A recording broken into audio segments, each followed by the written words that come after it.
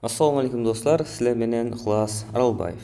YouTube kanalımızda taza playlist, ya'ni bugundan boshlab sizlar bilan JavaScript saboqlarini o'rganib boshlaymiz. Xo'p, playlistimizda JavaScript bo'yicha saboqlar to'liq bo'ladi.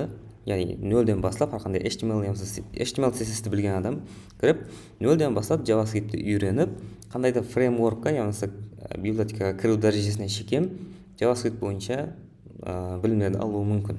Yani böyle JavaScript tikarları bo'ladi, JavaScript DOM xassiyatlari bo'yicha bilimlar bo'ladi ham. API'lar bilan ishlash bo'yicha ham sizning proyektlarimiz, shunday praktikalarimiz bo'lishi mumkin. Xo'p, JavaScript bo'yicha saboqlarimizni ko'rib bo'lgandan keyin YouTube kanalimizda React.js bo'yicha, ya'ni React.js kitobxonasi bo'yicha saboqlar joylab boriladi. Xo'p, bunday bo'lsa, JavaScript bo'yicha saboqlarimizni boshlaymiz. Bugun sizlar bilan o'zimizning JavaScript bo'yicha birinchi sabog'imiz. Bizga kerak bo'ladi birinchi navbatda o'zimizning рабочий stolimizdan toza papka yaratib olishimiz kerak. JavaScript. Xo'p. Endi JavaScript papkamizdan ega sizlarga maslahat beraman. JavaScript deb ulkan bir papka ochib turib, uning ichidan har lesson uchun bir papka ochib ketishni maslahat beraman. Shunda ne bo'ladi? Misol uchun birinchi saboqda o'rgangan narsangizda 10-saboqqa borganda unutib qolasiz. Ham papkalarning ichidan arqayin lesson 1 degan papkani topib olib turib, kirib повторение istab olsangiz mumkin bo'ladi. Вот so'ng uchun bizga kerak bo'ladi hozir lesson 1. Ham usti lesson 1 papkamizni olib turib, VS Code programmasini tashlab olamiz. Tak.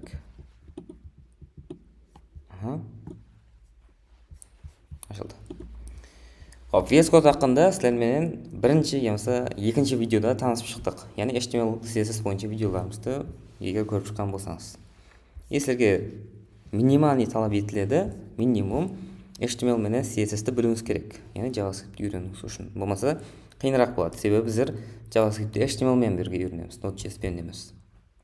So'ng uchun agar bilmaydigan bo'lsangiz, yuqorida rekomendatsiya chiqib turadi video HTML bo'yicha ham CSS bo'yicha videolar bor.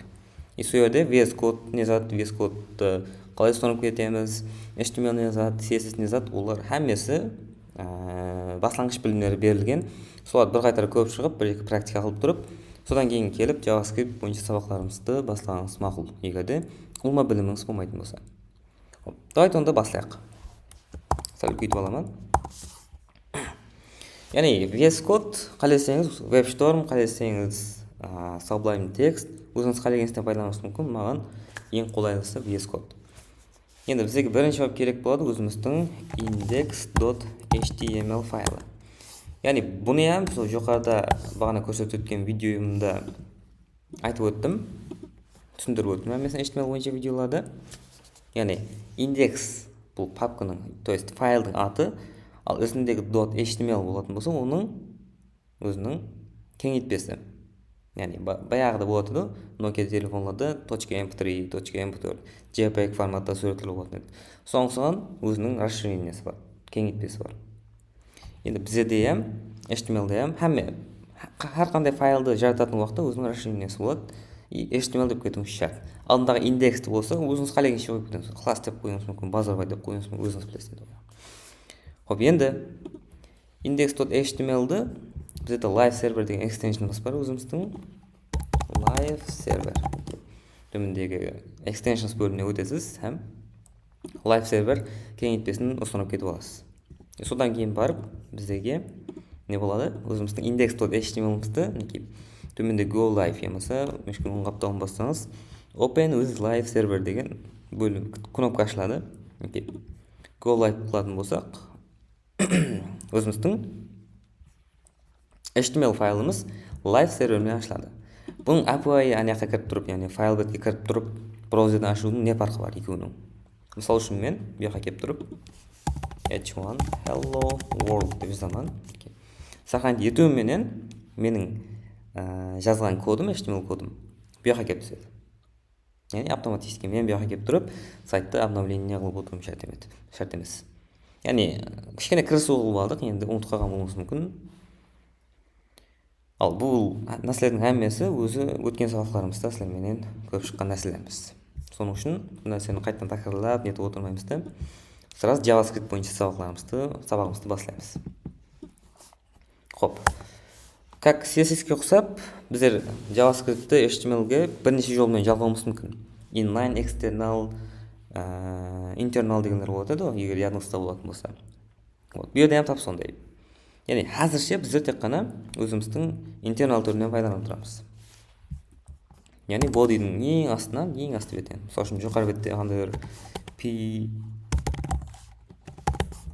мысалы үшін div деген элементтеріміз болатын болса, то есть сол элементтеріміз таусылғаннан кейін ең астына өзіміздің script деген тегін ашып, соның ішіне как CSS жазғандай алып жазып кете береміз. Мысалы үшін жаздық қой алдын page тегінің астынан style'ның ішіне қандайдыр деп жазып кетедік, иә. Вот соны ұқсап JavaScript-те осы HTML-ның ішінен шықпаған халда жазуымыз мүмкін болады. Бастағы сабақтарымызда сондай жазып тұрамыз, танысу сабақтарымызда. Ал кейінгі сабақтарымыздан бастап өзіміздің бөлек index.js, main.js файларды ашып, соларды HTML-ге жалғап, сөйтіміз мүмкін болады. Бүгінше осындай өзіміздің скрипт дегеннен пайдаланып тұрамыз. Хоп, енді осы өзіміздің JavaScript-ті үйреніп бастаудағы ең бірінші қадамымыз бұл өзгерушілерді. Яғни қандайдыр коробка. Қазір түсіндіріп беремін. Let кілт сөзіменен ашылатын нәрсе. Хабар барлар болуы мүмкін. Нөлден бастап атқан болсаңыз, егерде нөлден бастап түсіндіріп беремін. Бұл өзіне зат. Let дегеніміз бұл бір қандайдыр коробка. Коробка или контейнер. Мысал үшін, қалыңызға келтірің. Сіздің қандайдыр кітапларыңыз бар. Сіз компьютеріңізде кітапларды бір коробкаға салып, басқа жерге апарып тастай аласыз.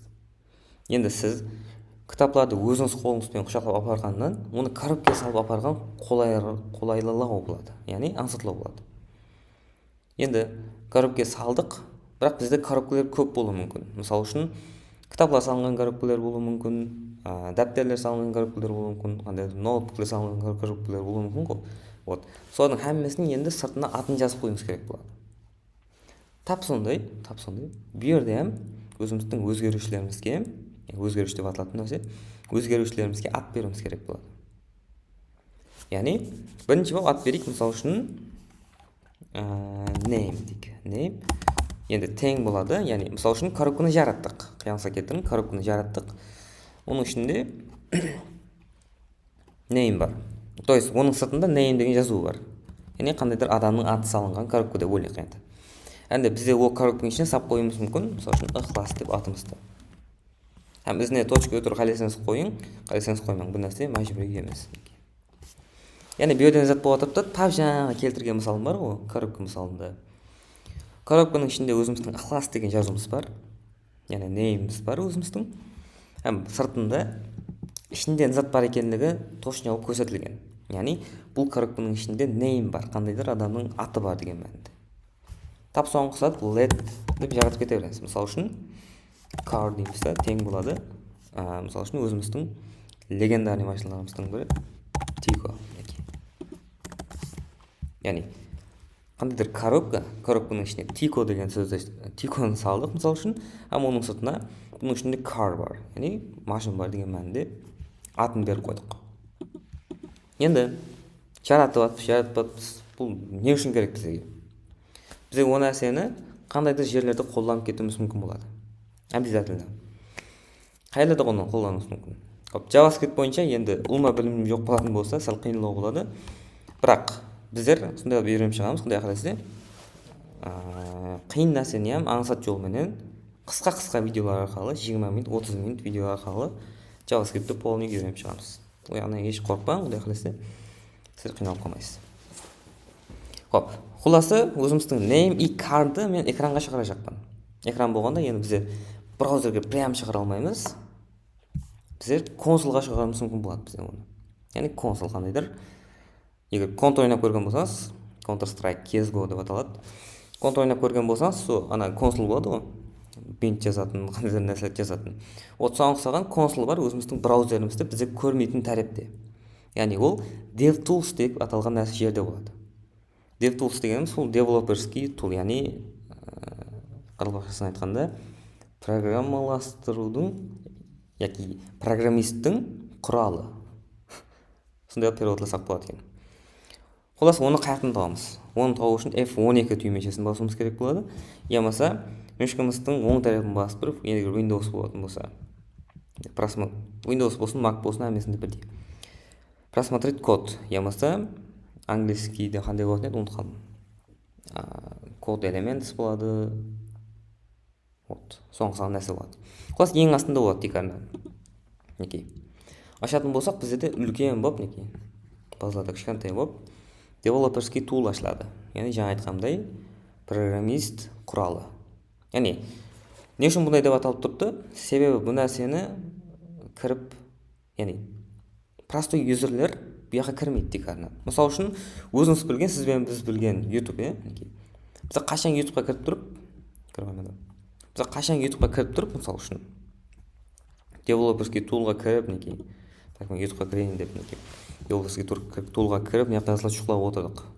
Вот. Ешкім бұндай қылмайды, неге десең, бұл өзінің атыменен DevTools деп аталады. Неге жазылмай қойған екен.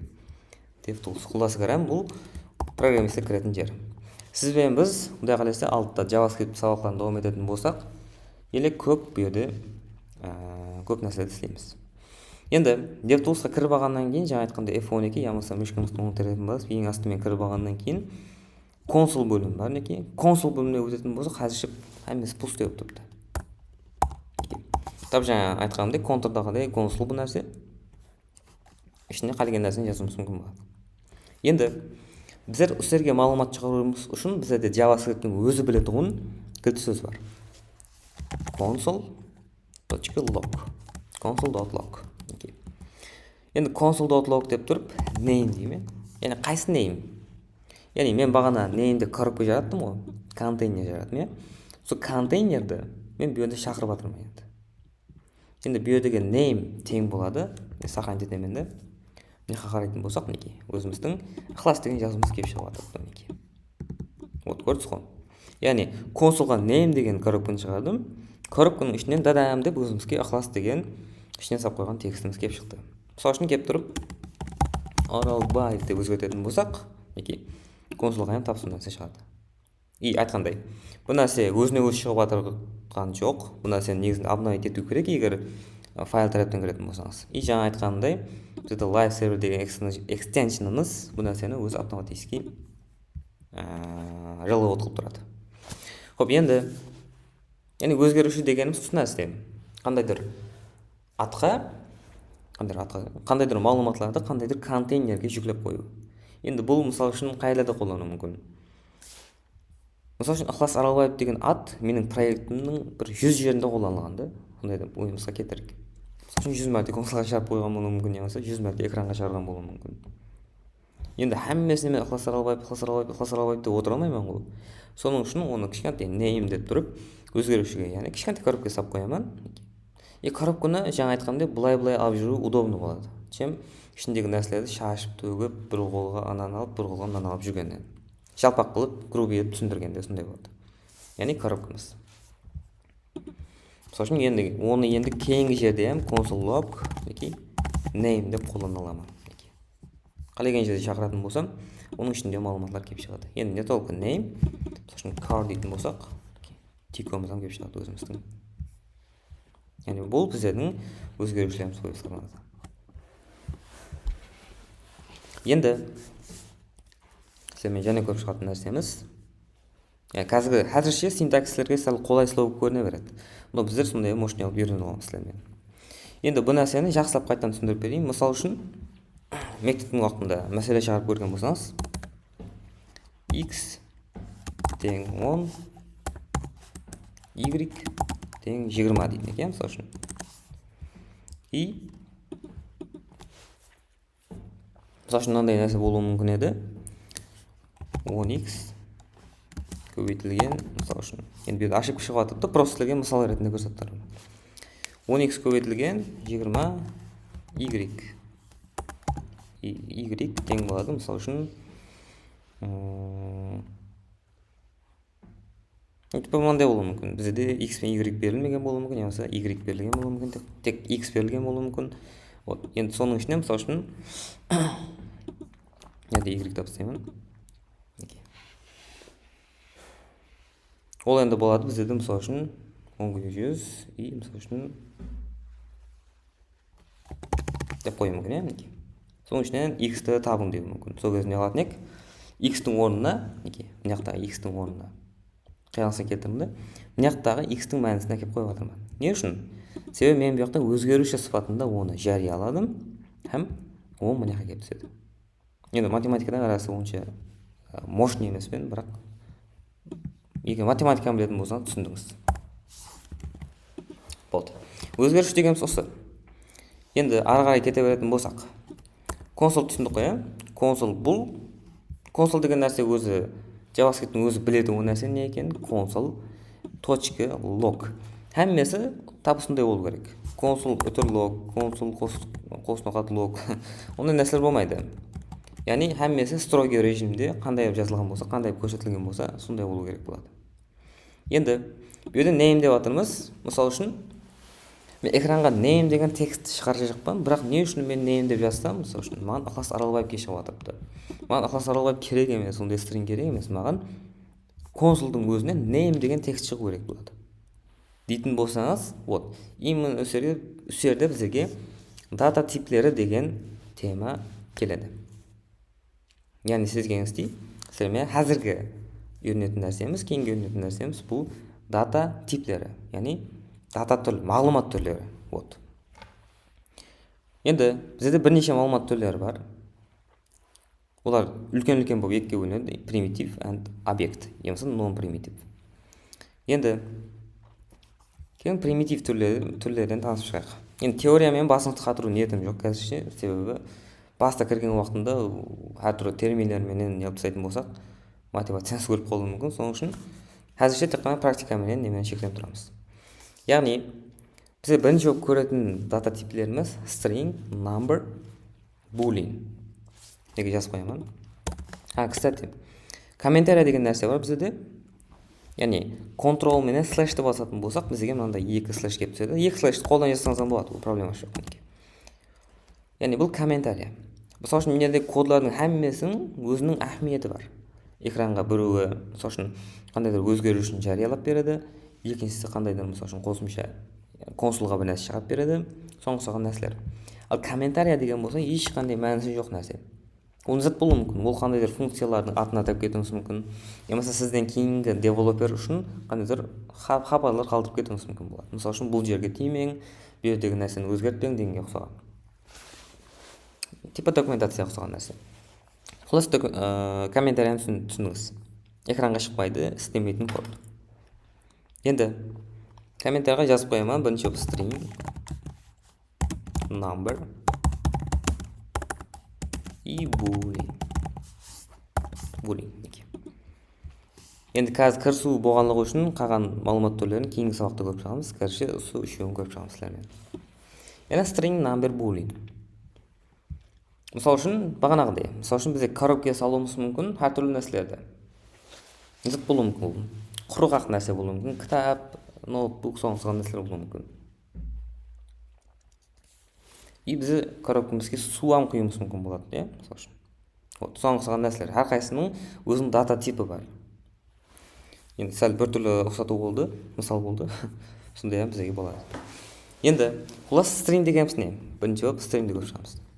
String дегеніміз бұл мінекей. Мысалы үшін name дедік, біздер мынандай екеуміздің екеулік кавычка қойдық, Енді бұл нәрсені біреулік қылып қойсаған болады мінекей.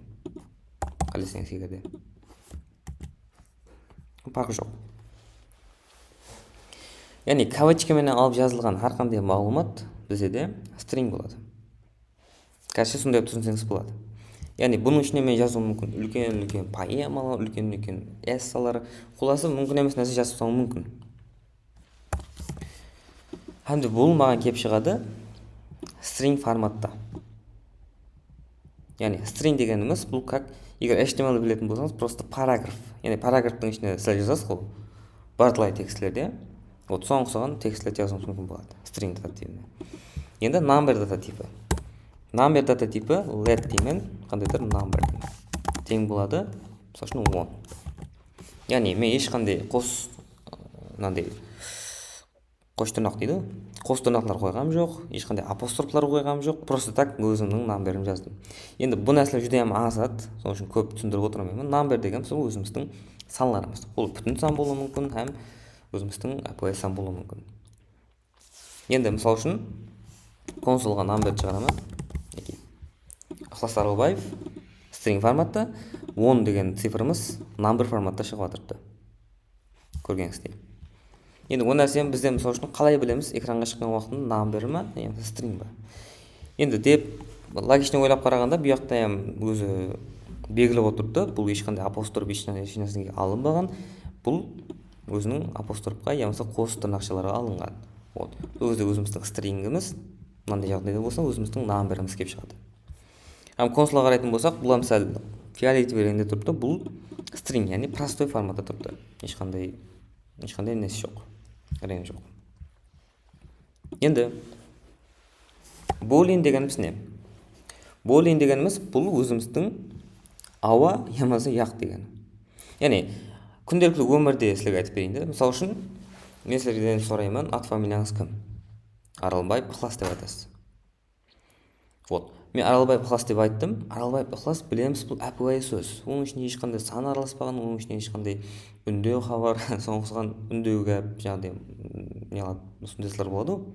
Еш нәрсе араласпаған. Тек қана простой string. Аралбаев Ықылас деп айтамын, болды. Сіз түсінесіз, қаралбақшылап айтылған сөзді. Бұл бізде string деп аталады. Ол жаңа айтқандай апостроф немесе қос тырнақларға жазылады. Енді мен сенен сұраймын, жасың нешеде? Мен жасым 19 деп айтамын. 19 деймін, просто так. 19. Вот. 19 деген уақытында прям менің миыма қандай дата тип келеді? Number дата тип келеді. Вот. Сол кезде білуіміз мүмкін, біз number дата типінен пайдаланамыз. Енді мысал үшін бір адам жұмыс істеп жатырды. Біз қасына барып тұрып, қасында телефон бар ма, яғни жоқ па деп сұрадық. Енді сәл грубый мысал келтіремін. Һәм де ол айтады біздерге, енді оның қолы бос емес, ол сөйлейін десе фокусы бөлініп кетуі мүмкін. Соның үшін басыменен ымлап, деп өзінің мимикаларыменен көрсетіп қоюы мүмкін. Ауа ямысы яқ деген мәністе. Вот. Сол мағлұмат түрі уже бізде boolean болып саналады. Бұл енді ауа ямысы яқ, ямысы соған ұқсаған нәрселермен жазылмайды. Бұл true and false пен жазылады. Келің соны нәрсені көрсетейін. Let деймін, is married. Is married дегені тұрмысқа шыққан ба, немесе үйленген ба деген. Екеуінің біреуі. Үйленген ба деген шығар. Адаспасам. Is married тең болады. Мысалы үшін true, немесе false деп қою мүмкін. Енді әтібар берім, бұл жерде boolean форматта, мына string форматқа қарағанда фарқы бар. Қандай фарқы бар? Бір қарағанда белгілі отырды бұл нәрсе. Одан мынандай қос тырнақшалар, яғни апострофлар жоқ бағана айтқанымдай. Егер мен қос тырнақ, яғни апостроф беретін болсам, бұл уже автоматически string дата типіне өтіп кетеді. И бізде бұны boolean сипатында пайдалана алмаймыз. Соның үшін true яғни false берген уақытында абайлы болу. Енді boolean дата типін түсіндіріп өтеме, бізде қай жерде пайдалануымыз мүмкін. Қиялыңызға келтірің. Бір веб-сайттан регистрациядан өтіп жатырсыз, сізден сұрап жатырды. Сіз 18 жасқа толдыңыз ба деп жатырды. Сіз өйде мысалы үшін оған түсінбейтін тілде, ауа мен 18 толдым, яғни да, я міне 18 лет деп русскийлеп айтуыңыз мүмкін, ол нәрсе болмайды. Ол сізден ондай нәрсе сұрамайды. Оның қасына птичка қояды, галочка қояды. Егер галочканы толтыратын болсаңыз, чек қылатын болсаңыз, сіз true деген боласыз, яғни мен 18-ге толдым деген боласыз. Ал галочканы толтырмайтын болсаңыз, чек қылмайтын болсаңыз, false форматта, false дата типін жібератқан боласыз. Енді соңғы ұқсаған жерлерді пайдаланады. Яғни үйленгенсіз бе, үйленбегенсіз бе дейтін болсаңыздан мысалы үшін true немесе false, шәтлерге разыман деген жерлер болуы мүмкін, немесе мені еслеп қалды, remember me деген жерлер болады. Сол жерлерде true немесе false, яғни boolean дата типі кетеді. Оны түсіндіңіз деп ойлаймын. Енді осы нәрселерді енді консолға шығарып көрейік. Console.log is married демек. Вот. Көріп тұрғаныңыздай уже string дата типі простой, өзіміздің онымыз number дата типінде и бұяғында өзіміздің true деген boolean форматтағы датамыз шығып тұрды. Окей. Көріп тұрғаныңыздай біздер мына үш түрлі дата типпенен сіздермен танысып шықтық. Енді кейінгі сабақтарда осылар бойынша бір айландыр практика қыламыз, яғни numberлерді қосу алу қыламыз, стрингілерді бір-біріне қосамыз, оларды алып тастаймыз и соған нәрселерді қыламыз. Вот, кейінгі сабақтарды өтке жібермей, осы сабақтан кейін сразу көрің кейінгі видеоны, неге десең, уже ұмытып қалуыңыз мүмкін. Сіздермен бірге болған Ықылас Аралбаев, қош сау, саламат болың.